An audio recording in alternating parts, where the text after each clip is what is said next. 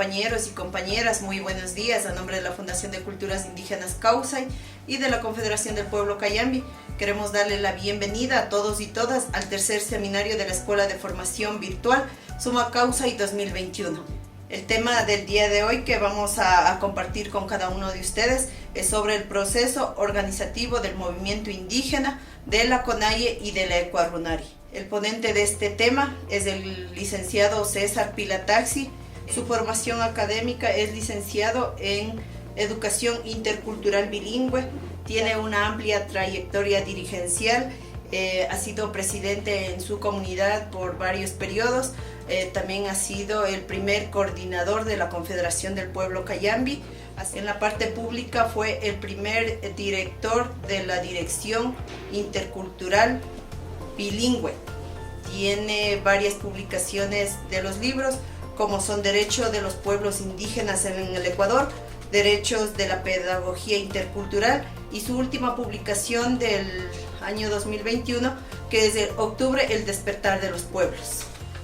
Bueno, compañeros, con esta pequeña reseña de nuestro compañero expositor, les quiero dar la bienvenida, esperando que los temas que podamos compartir durante este proceso de formación sea muy elemental para cada uno de ustedes y podamos replicar cada una de estas cosas que aprendemos durante este periodo, podamos replicar en nuestras comunidades, a nuestros compañeros jóvenes, hombres y mujeres. Bienvenidos y bienvenidas todos.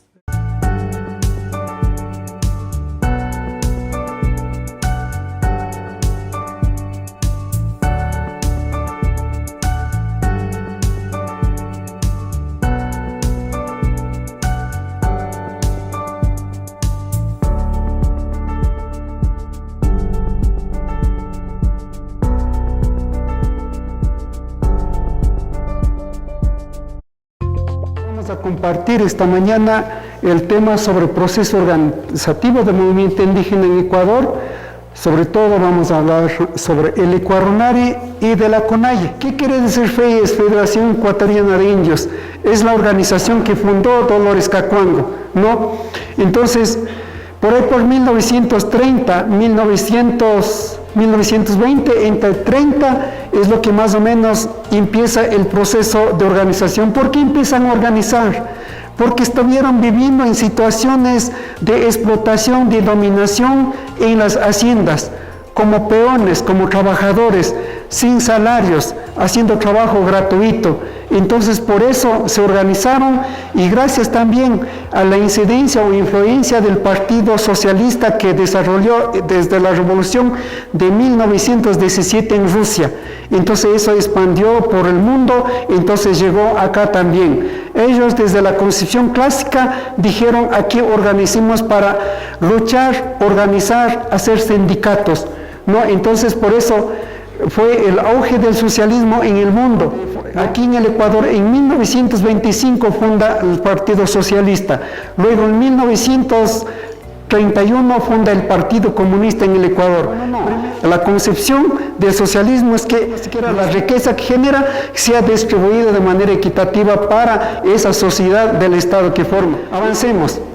Así es que en 1926 funda los sindicatos campesinos aquí en el Ecuador, por primera vez, el sindicato El Inca en Pesillo, Tierra Libre en Muyurco, Pan y Tierra en La Chimba, y en Juan Montalvo, en la hacienda de Changalá, fundó un sindicato el compañero Jesús Gualavecí, que muy pocas veces es mencionado, En 1931, en el Ecuador, aquí en Cayambi, sobre todo, hay un primer intento de Congreso Indígena de Juan Montalvo, pero ahí los hacendados inmediatamente se levantaron, pusieron un grito en el cielo.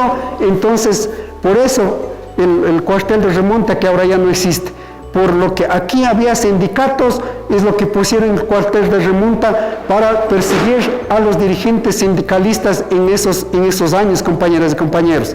Entonces eso, así es que el ejército impidió, el ejército, el cuartel, los militares de Remonta levantaron para expandir o desplazar o dispersar lo que estaban intentando reunir los sindicalistas campesinos indígenas en ese entonces. En 1934 ya logra realizar una primera conferencia nacional de cabecillas indígenas en la Casa de Obrero en Quito, compañeros, ¿no? Ahí empieza a abrir el camino para la formación de organización indígena a nivel nacional. Ese hecho influyó para la creación de la primera ley de comunas en 1937. ¿Pero para qué fue esa ley? Esa ley fue como un sistema de control a los indígenas que no estaban articulados en las haciendas, y también para poder dispersar o exterminar, porque a los sindicatos no le legalizaba, sino paralelo a eso lo que hizo el Estado es crear la ley de comunas, de esa manera para no reconocer a los sindicatos campesinos, y de esa manera incluso para generar bronca, compañeras y compañeros. Como siempre, así son los gobiernos, manejan así a las organizaciones sociales. Uñucancha Alpa, que era un periódico oficial del Partido Comunista en ese entonces, que luego fue el órgano informativo de sindicatos y organizaciones de los indios, ¿no? Desde 1930 publicó los acontecimientos como La Voz de la FEI. Esa función cumplió desde 1944 hasta 1968. Ahí muere debilita el Partido Comunista, la FEI también se debilita, ¿no? Con todas las políticas, esto de golpes de Estado y todo lo demás que se vivió esos periodos de años desde 1960 hasta 1976-77, que entra en era democrática el país. Entonces eso es importante. Luego ya en 1944 se funda el Sindicato Marxista de la Confederación de Trabajadores del Ecuador, CTE, que hasta ahora existe, todavía existe, que era cercano o era parte del Partido Comunista del Ecuador, de PCE, y sufría, en este caso como base, igual también la Federación Ecuatoriana de Indios. En 1945 la FEI es reconocida mediante acuerdo ministerial, ¿no? Ambas organizaciones sindicalistas lucharon contra el sistema de Huasipongo y los hacendados y reforma agraria para 1964. Es decir, tanto la FEI como sindicatos obreristas en Quito se fusionaban y luchaban juntos.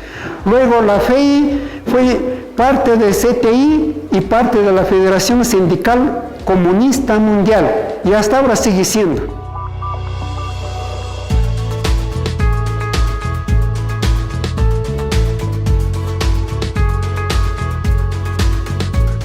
No, ¿cuál fue la estrategia de la FEI? Las estrategias. La estrategia de FEI fue hacer alianzas entre la FEI y CTE. Eso era una estrategia de lucha para el sector rural, es decir, para unir entre campo y la ciudad. Eso hay que destacar, muy importantísimo lo que se desarrolla. Luego los sindicatos eran bases de la FEI, las reuniones eran clandestinas, fortaleció este proceso de organización más de aquí de Cantón Cayambe, en Pichincha en este caso, en Cotopaxi y en Chimborazo, lo que fuertemente se desarrolla, compañeras y compañeros. La lucha de la FEI, ¿no? Y CTE se ligó con huasipungueros, trabajadores de haciendas y sindicatos urbanos. Sus demandas eran por mejora de las condiciones de trabajo y salarios y la discriminación. El Huasipongo empieza a desarrollarse después que va como yendo debilitando las instituciones colonialistas, y luego va gestando la nueva República del Ecuador. Los criollos de aquí desarrollan el sistema de Huasipungo para un poco legitimar el trabajo que hacían de dominación a los trabajadores en las haciendas. ¿Cómo hacían? Era entregar una extensión de tierra de 5 hasta máximo 10 hectáreas, con eso estaba ligado por vida para que se haga trabajo gratuito en la hacienda, y eso iban heredando incluso. Cuando moría el titular, entonces iba heredando al hijo, y el hijo asumía eso, ¿no? Entonces ese era el Huasipungo, es un sistema de dominación para trabajo gratuito. Huasipungo se llamaba un pequeño territorio o tierra de 4, 5 hasta 10 hectáreas máximo. Ese era el sistema como se sometía a los indios, a los nativos en ese entonces. Ese es el sistema de Huasipungo. En 1964 lo que hicieron, porque la reforma agraria eran los terratenientes mismos, porque los indios en Latinoamérica estaban tratando, o los campesinos, los trabajadores, los sindicatos estaban en Latinoamérica después de la Revolución de Cuba, estaban expandiendo y corría el riesgo cómo va a suceder como en Cuba. Eso tenían miedo, y por eso los mismos terratenientes, para desinflar la bomba de tiempo, es lo que hace la reforma agraria. Entonces, ¿qué hicieron? Esto es bien curioso. No, los huasipongos que estaban en tierras buenas, entonces le dijeron, vea, ¿sabe qué? Ustedes tienen que desalojarse de aquí, pero más arriba vamos a entregar más hectáreas de tierra.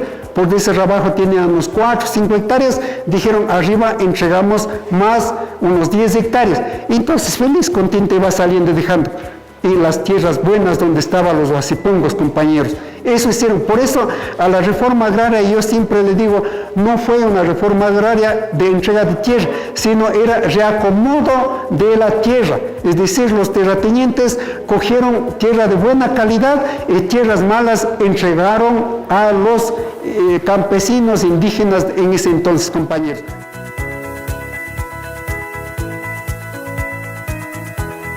El proceso organizativo del Ecuarunari, ya pasamos un poco a otro nivel, pero esto del Ecuarunari hay que tomar muy en cuenta.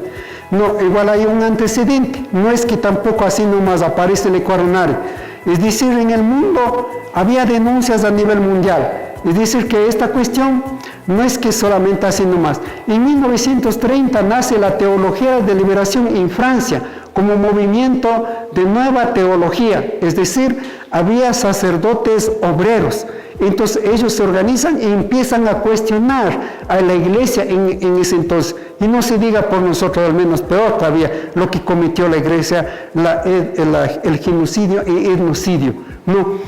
En 1968, en América Latina, es decir, que surge la izquierda católica con el Concilio Vaticano II y la Conferencia Episcopal Latinoamericana realizada en Medellín, ¿no?, en Colombia, para organizar y movilizar a los pobres para frenar el comunismo.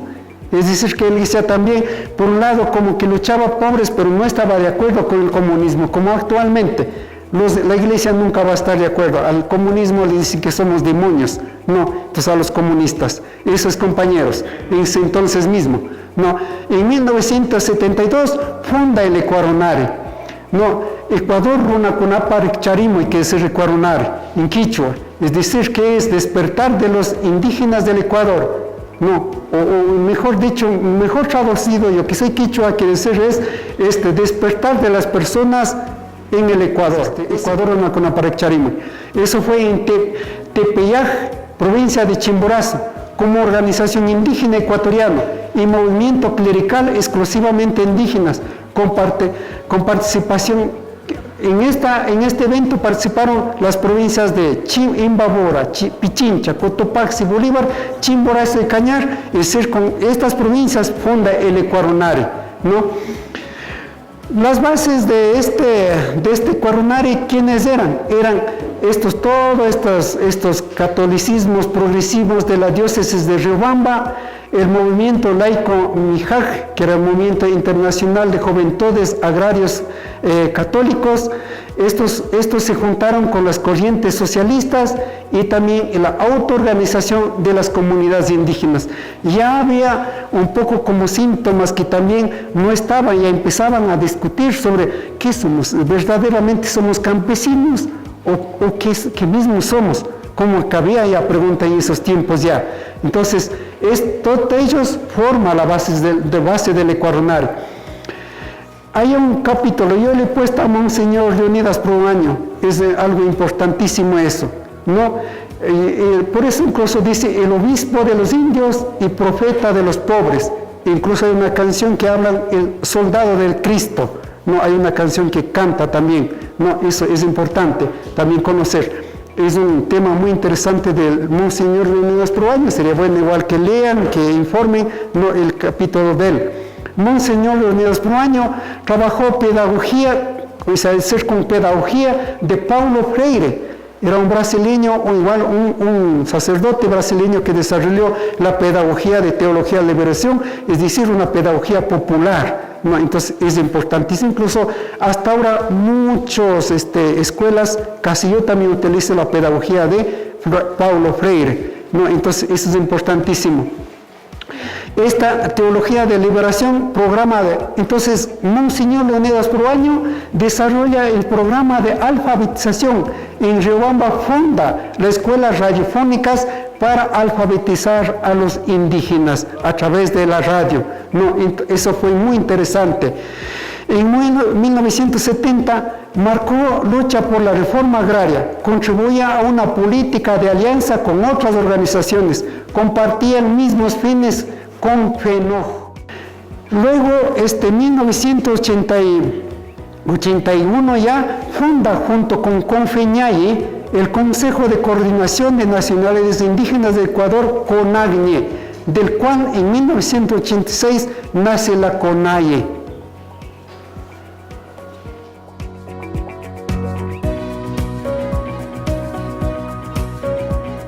Alianza Organizativa del Ecuador. En 1972, Ecuador emerge distintas corrientes. Por eso vivió contradicciones internas por diversidad de concepciones y intereses. Unas organizaciones venían de las bases sindicalistas campesinas, cooperativas, asociaciones campesinas, organizaciones de segundo grado, uniones, centros, comités, y otras eran de la teología de liberación. A finales de los años 80 surge la reorganización de comunidades en respuesta al Estado en condición de excluidos, porque los formatos impuestos no responden a la realidad social y cultural.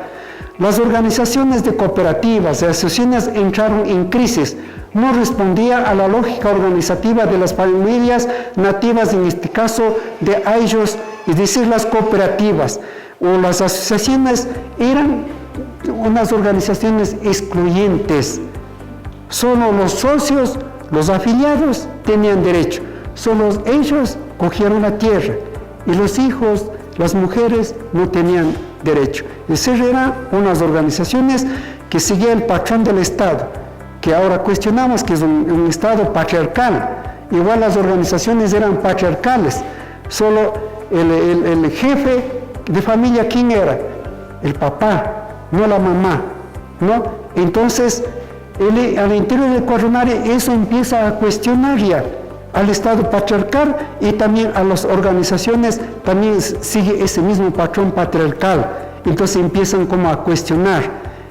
Es decir, las comunidades surgen cuestionando al Estado y cuestionando a sistemas de organizaciones asociacionistas, gremialistas, sindicalistas, que eran patriarcales. Entonces, por eso surge, hay que entender el tema de las comunidades. Las comunidades, estas que surgen, ¿cómo surgen? Surgen con demandas básicas, recogiendo a amplia población excluida, incluso dentro de esos territorios donde estaban cooperativas, asociaciones, ¿no? ¿Para qué organizan? Organizan para luchar por mejora de caminos vecinales, por tener espacios recreativos. No habían canchas, casas comunales, no habían nada. Entonces las comunidades empiezan a organizar para luchar por los jóvenes, por las casas donde pueden reunirse, ¿no? Para eso empiezan a fundar, organizar las comunidades, ¿no? Agua potable, centros de salud, educación, riego y producción. Entonces ya un poco amplía el proceso de lucha. En década de los 1970 y 80 se conforman federaciones provinciales, que hasta ahora en algunas partes todavía existen. Posteriormente, en 1990, constituyeron organizaciones de segundo grado, uniones o corporaciones. Por eso la Confederación Cayambe tiene como 15 organizaciones de segundo grado. En este caso, Coyenoa en Olmedo, Unopag en Ayora, Corporación Ilato en Juan Montalvo, en Cangaua, Coinca, Ñurujta, Osecab, Ubasig, ¿qué más? La UNOJ, acá en Pedro Moncayo la OCOPEN, Turucta y así varias organizaciones de segundo grado. Estas organizaciones surgen en la década de los años 80, digamos 90. ¿Por qué? Después del levantamiento indígena, para dar fuerza a las demandas, entonces empiezan a organizar en organizaciones de segundo grado, ¿no? Eso es importante. Ya en década 2000 se reconstituyen los 18 pueblos históricos a nivel nacional y ahí la presencia de la Confederación del Pueblo Cayambi, ya con otro estatus de organización, con todas las experiencias que antes ya vengo ya explicando.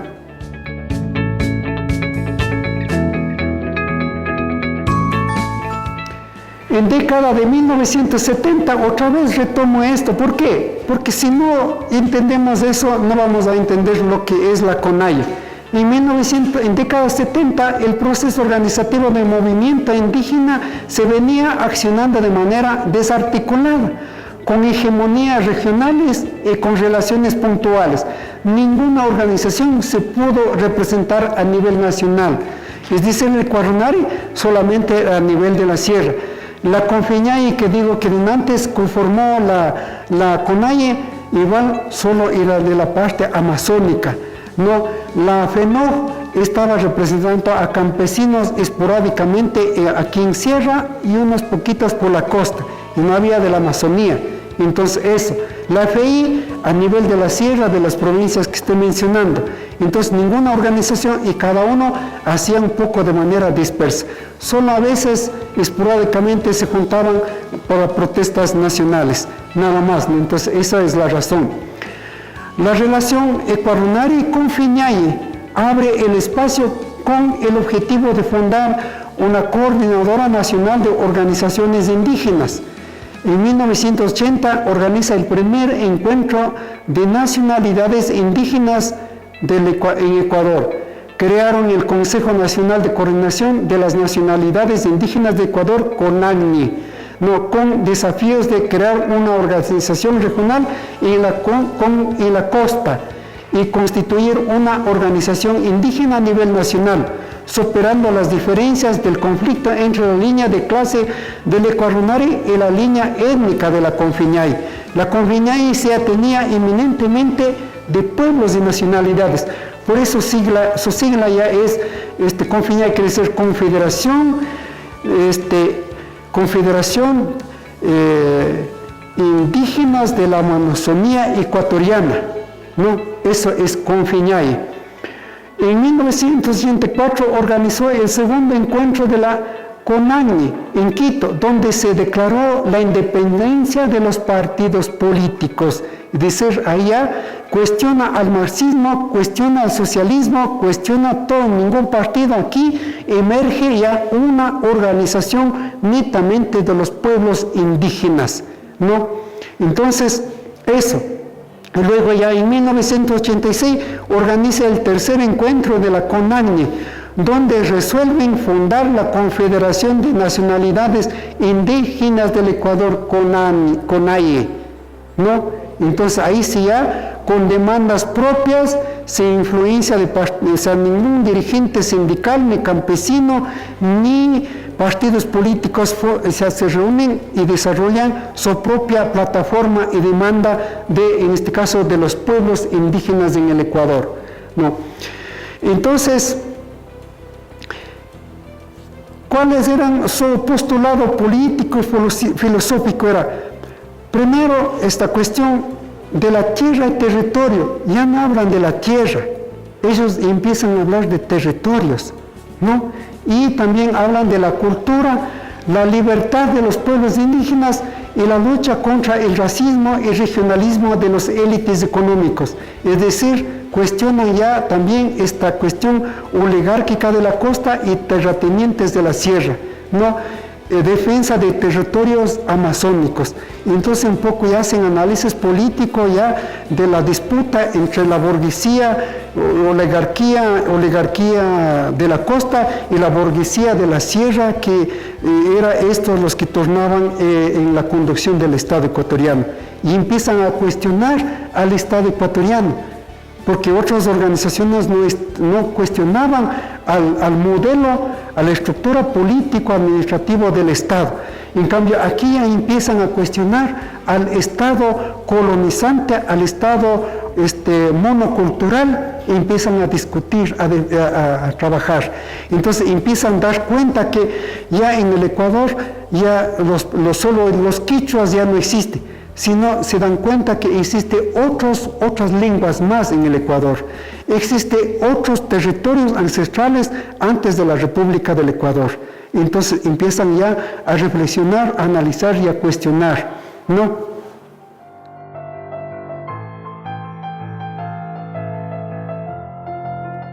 La plataforma de la CONAIE. La plataforma de la CONAIE era reivindicar la identidad, la cultura, tierra y territorios, la autodeterminación de las nacionalidades en la Amazonía y en la Sierra, luchar por la justicia, la libertad, el fortalecimiento de las nacionalidades y pueblos en el Ecuador. Eso ya los postulados grandes. Recuperar tierras usurpadas en tiempos de la colonia y en tiempo de la República. En este caso, lo que nunca, digamos en América Latina, los terratenientes eran la Iglesia católica. Por eso aquí, las haciendas, que ahora nosotros ya incluso nos ha dejado heredando los nombres. Las haciendas pertenecían a los jesuitas, a los dominicos, a los mercenarios, a los agostinos, ¿cuáles más? A los dominicos.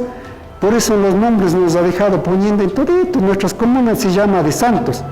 Santa Cecilia, Santo Domingo, San Pablo, San Miguel, San Agustín, San Isidro, San José de Ayora, ¿no? Hasta los cantones ha dejado heredando. San Pedro de Cayambe, ¿no? Así son. San Miguel de Barra, así son. San Pedro de Cotacachi, San Francisco de Quito, todos los pueblos tienen ¿qué sea? Pues su padrastro, sus padres, no. La defensa de la cultura indígena, saberes ancestrales, en este caso medicina, agricultura y otros más, arquitectura, arte y todo lo demás. Aquí igual empieza a reflexionar la educación para concienciación de los indígenas, del modelo de educación en todas las lenguas indígenas del país, sensibilización a la sociedad nacional del prejuicio colonial racista, es decir, que hasta ahora la mentalidad mestiza o blanquicina que tratan de ser, entonces tiene una mentalidad prejuicial contra los nativos de aquí, llevan ese odio racista hasta el momento, no se ha superado. Autodeterminación organizativa, territorial, económica, cultural y política de las nacionalidades y pueblos, coordinar, converger las líneas de luchas entre organizaciones indígenas en Ecuador. El desafío de Ecuarunar y Confiñaye es fortalecimiento de la consolidación de alianza entre organizaciones de la Sierra, la Amazonía y la apertura hacia las organizaciones populares. En 1989 la CONAIE es reconocida jurídicamente ya en periodo de gobierno socialdemócrata en el Ecuador. Entonces de ahí sacan la persona jurídica, la CONAIE, compañeras y compañeros.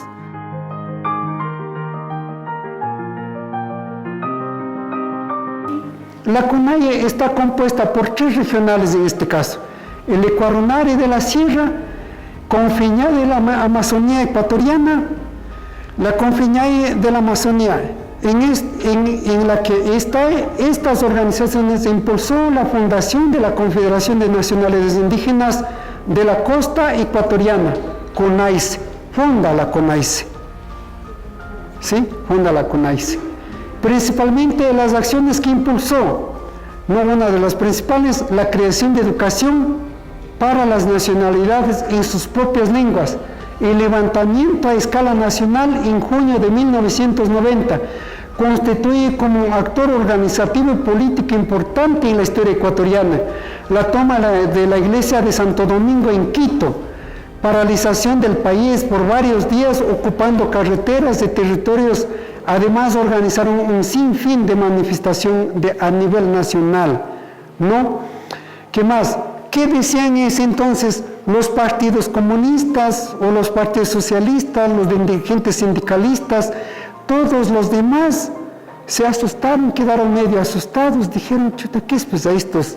Por aquí ha habido estos todavía indios, dijeron. ¿Dónde vivirían tantos indios asustados, todo el mundo?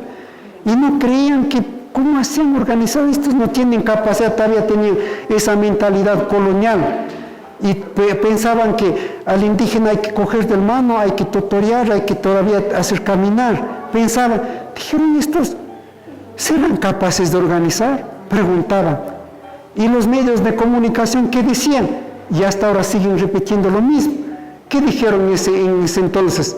Los medios de comunicación dijeron, y el gobierno también, dijeron que los aborígenes de este país, y me acuerdo del discurso, por ahí está, del Rodrigo Borja, en ese entonces dijo los aborígenes de mi país están manipulados por la extrema izquierda.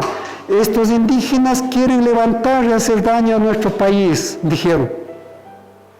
¿No? Entonces, así decían, que están manipulados y apoyados por agentes externos de extrema izquierda que causan vandalismo y terrorismo en el país.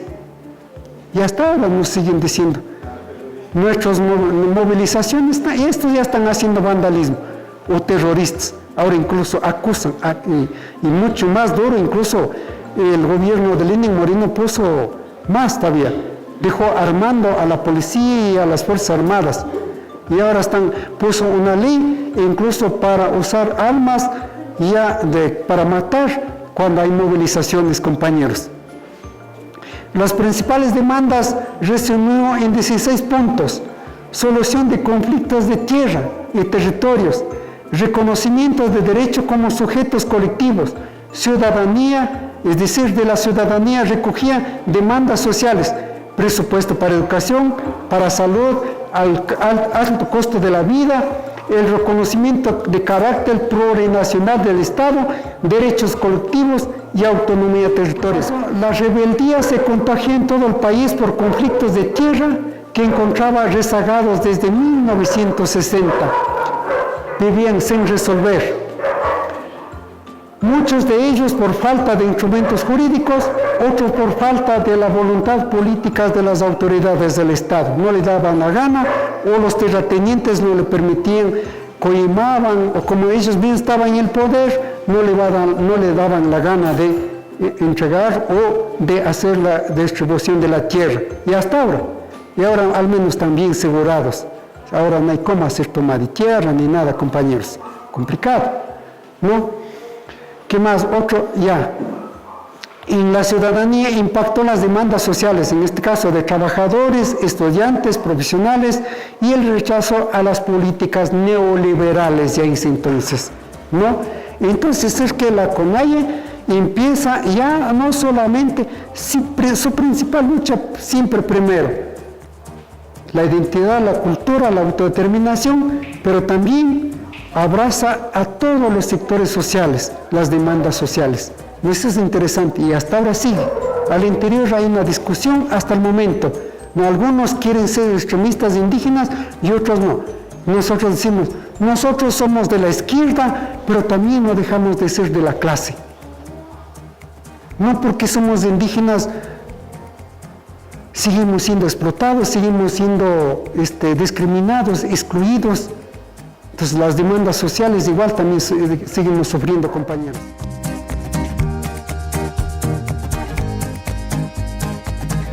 La comuna o comunidad es lo mismo, compañeros. Algunos dicen, no, comuna no es lo mismo, comunidad no es lo mismo. Jurídicamente, en la Constitución revisen bien, bueno, después vamos a dar a esos temas y a la parte de derechos colectivos. Entonces ahí no hay ninguna diferencia, compañeros. Tienen el mismo estatus jurídico, llámese comuna o llámese comunidad. Y la ley de comuna de 1937, eso sí, al propósito, tiene una cuestión sesga jurídicamente, entonces eso es importante. Entonces, ¿qué es para mí la comuna? La comuna es el sistema de organización de ayllus, compañeras y compañeros, ¿no? Es la continuidad histórica, ¿no? Es la continuidad histórica que actualmente tiene plena vigencia las comunas, las comunidades, compañeras y compañeros, ¿no? Estas comunas sufrieron, en otras palabras, la colonización. Esta colonización cometió genocidio, etnocidio. La evangelización y la cristianización es que creyeron que nosotros éramos salvajes, éramos semi-animales, compañeros y compañeros. La colonia impuso la conformación de reducciones forzadas, sistemas de mitas.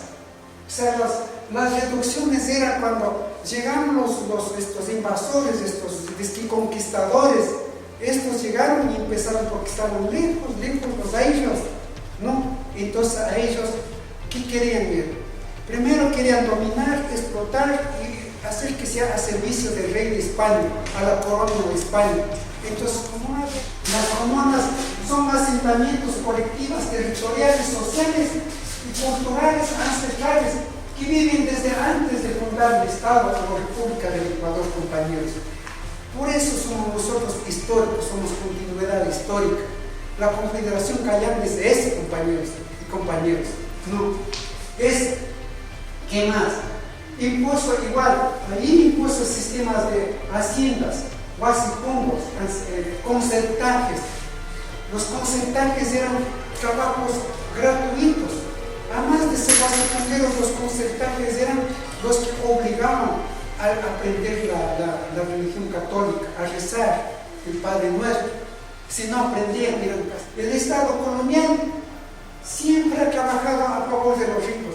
Los ricos son los que han gobernado. El Estado es la institucional, el aparato administrativo y político, que somos supuestamente todos. Ese es el aparato administrativo. Solamente y los que llegaron allá a gobernar, los hacendados, la oligarquía, los monopolios, solo ellos llegan para allá, compañeros. Y para ellos la tierra no es como nosotros decimos Pachamama, para ellos es propiedad, para ellos es mercado, mercantilizaron la tierra hay que vender, hay que comprar, hay que hacer lo que dé la gana. Desde nuestra concepción comunal no es eso, la tierra es madre tierra, es la vida, es la fuente de vida. La comuna en la actualidad. Actualmente, ¿qué son las comunas, compañeros? Para mí las comunas son sujetos de derecho, compañeros. Las comunas son titulares de derecho. Los compañeros que son directivos tienen misma categoría de juez, compañeros. Eso ya tenemos exclusivamente, igual vamos a hablar a profundidad, cómo tiene que funcionar una comunidad, compañeros y compañeros. Ahora estas comunas luchan es por la autonomía. No dijimos que de afuera vengan a manipular cualquiera. No, nosotros, ¿qué más? Por la tierra, territorio, servicios básicos, salud, educación, mejora de caminos, gestión comunitaria de agua, protección de parques, producción agroecológica, producción y comercialización. Hay una infinidad de cosas que se pueden desglosar. Con nuestra propia lengua, con nuestra propia vestimenta, con nuestros granos, con nuestra gastronomía, con nuestra medicina, ahí está nuestra riqueza. Si es que en eso somos capaces de potencializar, ahí está lo que necesitamos también, el turismo, el famoso turismo, nuestro entorno, nuestra belleza, nosotros mismos, compañeros y compañeras. Y eso somos las comunas, compañeros y compañeras. Eso nomás por mi parte y muchas gracias.